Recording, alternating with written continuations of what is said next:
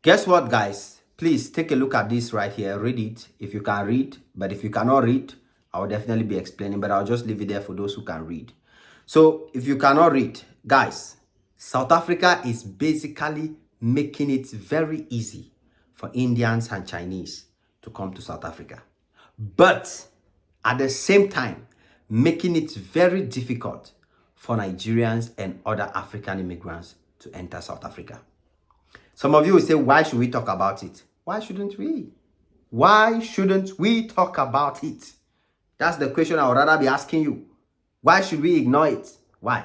Where was China and India during the real situation when problem was in South Africa, when challenges were going on in that country? Where were they? Where were they? So for me, this is the highest height of it. This is the greatest way for South Africa to disrespect Nigerians and other African immigrants. And I don't know why the African Union is not addressing this matter.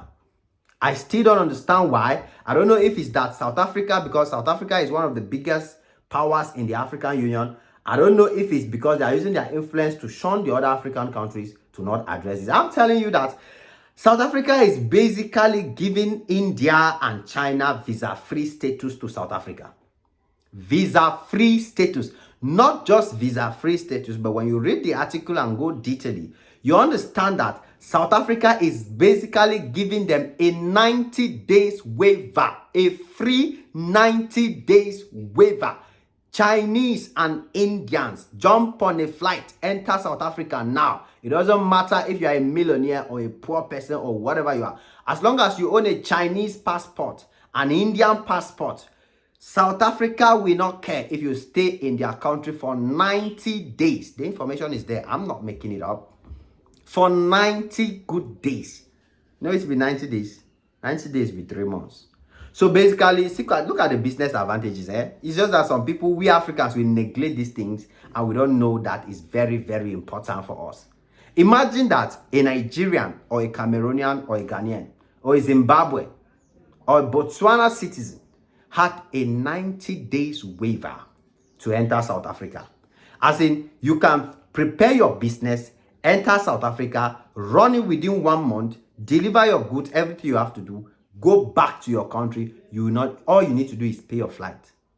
You understand? Nobody will disturb you. You are free.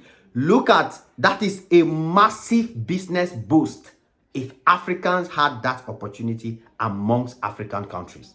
If as a YouTuber in Cameroon, a YouTuber in Nigeria, a YouTuber in Ghana, you could have this 90 days waiver that you can get up and enter any other African country. You don't need a visa, you just pay your flight. Do your work there for 3 months.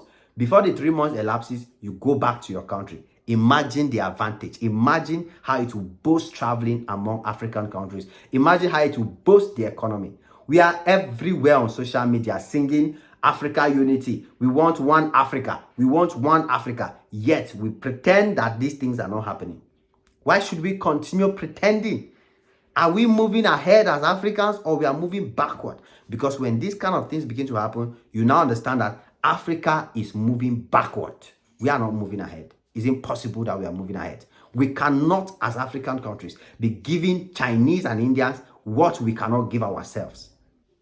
When I saw this article, I was offended. And I said, I have to talk about it.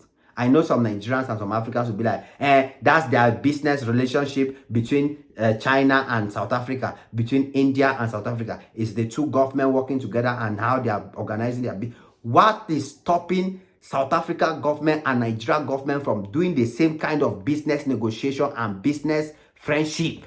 What is stopping South Africa from opening their doors, or any other African country, not just South Africa? What is stopping African leaders from negotiating with themselves so that we can also have these opportunities in Africa? What is stopping them? It doesn't make sense. And we cannot continue to accept this. Guys, this is hilarious. This is ambiguous. To be honest, we pretend that it's not important, but it's important. It's just that we don't travel. When as a Nigerian, there are Nigerians who don't, that's why you see Africa is backward. Let me tell you guys the truth. In Europe, for example, a German knows France, knows Belgium, because they are informed. They can travel. They can do their tourism. They can move in Europe and be educated and know their environment. So it's difficult to have this kind of country problem between Germany, India, Germany, France, because the citizens travel amongst themselves and they know their continent. But we have Cameroonians who don't know how Nigeria looks like. We have Nigerians who don't know how Cameroon looks like. Africans don't travel. Africans are uninformed. Africans are locked up in their own continent. That is the situation we are facing. And that's why I decided to make this video, because I think that Africans need to wake up and start talking. South Africa is one of the biggest economies in Africa, and they cannot turn their back on other African countries and prefer to give the best opportunities to Indians and Chinese. It is not fair. It is simply implying that South Africa does not want Nigerians in their country. South Africa does not want African immigrants in their country. South Africa does not want to build strong ties and strong business relationships with other African countries with this kind of move they are making. You understand?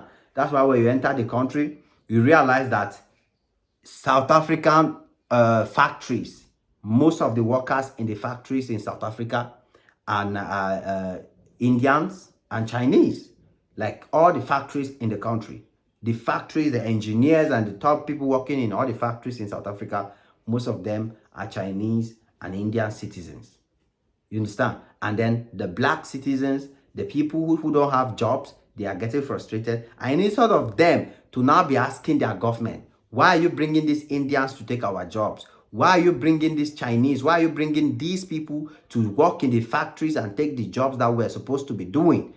They will not ask that question. They will not go to their government and push their government to change that. They would rather be looking at Nigerians who are busy struggling to build shops, struggling to do ownership businesses, sole proprietorship, struggling to survive by opening their own personal businesses in their country. So this is the problem South Africans have. These Indians, these Chinese that you're celebrating that, oh, it's okay, the government should allow them come. They are the ones working in the factory. They are the ones taking your jobs. They are the ones working in the supermarket. They are the ones working at the malls across the country. What do you have in your country? It is what it is. Your boy Ajay Magzi on this one again. Smash the like button, smash notification bell, and come back anytime you're free, guys. God bless you all. Cheers.